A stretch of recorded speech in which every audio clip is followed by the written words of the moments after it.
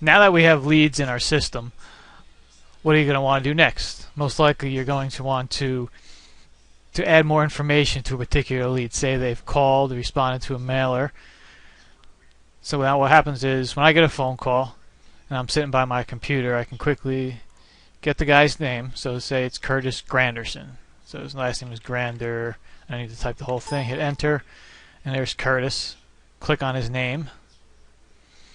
And now the user information or the lead information will come up in front of you. Now, let me explain this a little bit to you.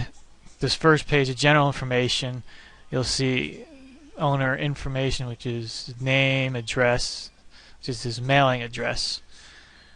And I have the property information, the address, house type. You'll fill this in as you talk to your lead. Say it's a colonial. There's 4 bedrooms, 2 full baths, a half bath, and it's roughly 2,500 square feet. You scroll down a little bit further. The offer breakdown. After you've done some research, you can see the ARV on the house is $250,000. Your reseller discount, like the standard wholesaling formula, is the ARV multiplied by your discount, which would be, say, you have to discount the house 65% or 35%, which you'll put in 65 because that's how much of the value you'll be working with. Repair costs, if you've gone and looked at the house, say it's $25,000, and your wholesale fee is what you want to make after you resell it. I say I want to make $10,000. So now you know you have to make a max offer of $127,500 or you don't want the house. You can record what they're asking. Say they're asking $150,000. You know the next time you come and look at this lead that you're not that far off. Maybe you want to call him a few months down the road, see how he stands. And if there's any leads, you can put him here too. Now in the categories area is just general information about the lead, which is the lead source, the lead type, and then the list it's in. Here you have the record information, which is when it was last updated, when it was entered into the system, which is date created. Down here you have additional fields, which will show all of the custom fields that you add to it, which we'll show you in another video. So you've entered all this information, you want to save it. It's good. Now he calls and you have some other information you want to keep track of, so you can take some notes. So we create like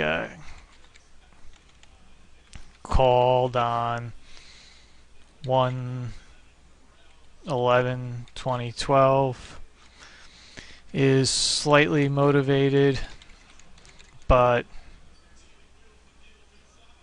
needs some time to think. So it's good enough. And has a dog named Spot. Ask about dog next time you call. And you can put information like this in so you seem more personable the next time you talk to the person. So now we'll save that. You can see the notes here. Now in this notes feature, it keeps track by date. So if I want to, I can edit the current note by double clicking on it, or I can create another note on another day. It's sort of like a keeps track. Say he calls on another day, called again but left message, save.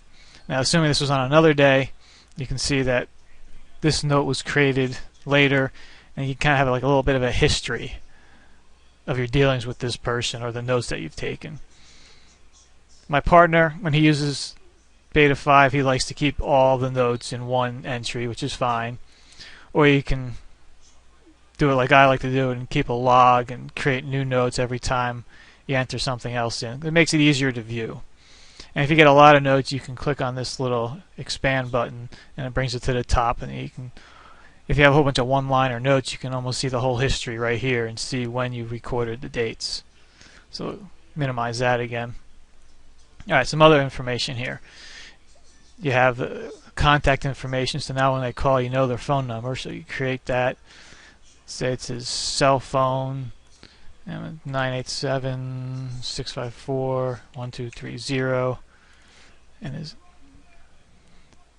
say, you can also just say this is his main phone, call first. Save. Now I have information about it, but to call when you later. And now this preferred thing is if you have multiple phone numbers, you can select which one is preferred, which will then show up on the leads page. So we clear this. You'll see now Curtis, since these are the preferred numbers, they'll show up here. If you don't have a preferred number marked, you'll get a blank, or if you have no phone number. Let's go back into Curtis. Mailings information.